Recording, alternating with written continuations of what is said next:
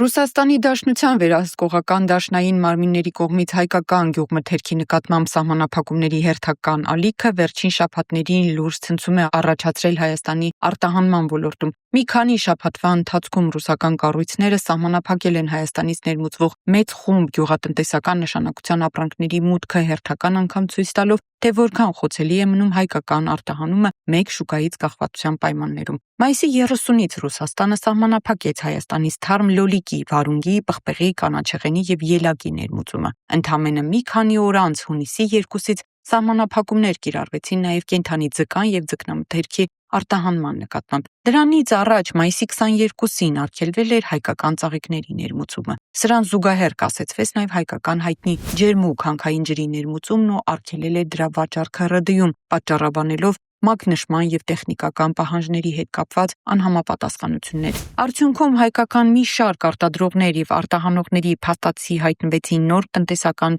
ճնշման ներքո։ Ստեղծված իրավիճակում Հայաստանի կառավարությունը գործարկել է արտահանման աջակցության նոր ծրագրեր, փորձելով մեղմել տնտեսվարողների կրած վնասները և կանխել արտահանման ծավալների կտրուկ անկումը, ինչպես նաև խթանել արտահանումը այլ շուկաներ։ Հայաստանի Հանրապետության կառավարության 2026 թվականի հունիսի 11-ի որոշմամբ հաստատվել է թարմ պղպեղի, շշալցված խաղողի գինու, բրենդիի և հանքային ջրի արտահանման աջակցության միջոցառումը։ Ծրագրի նպատակն է ֆինանսական խթանների միջոցով բարձրացնել հայկական արտադրանքի մրցակցությունը արտաքին շուկաներում։ Որոշման համաձայն Ծիրանի յուրաքանչյուր կիլոգրամի համար նախատեսվում է 200 դրամ փոխհատուցում, սալորի, դեղցի և նեկտարների համար 250 դրամ, կեռասի համար 400 դրամ, շշալցված խաղողի գինու 1 լիտրի համար 350 դրամ, բրենդիի 1 բացարձակ լիտրի համար 830 դրամ, հանքային ջրի 1 լիտրի համար 150 դրամ։ Փոխհատուցումը ստանալու համար տնտեսվարողները պետք է Էկոնոմիկայի նախարարություն ներկայացնեն համապատասխան մաքսային և հաշվարկային փաստաթղթեր, որոնց ստուգումից հետո գումարները փոխանցվելու են շահառուների հաշվեհամարներին։ Սակայն սա կառավարության միակ հակաճգնաժամային քայլը չի։ Ավելի վաղ հունիսի 4-ին ընդլայնված որոշմամբ հաստատվել է նաև ջերմատնային արտադրության թարմ,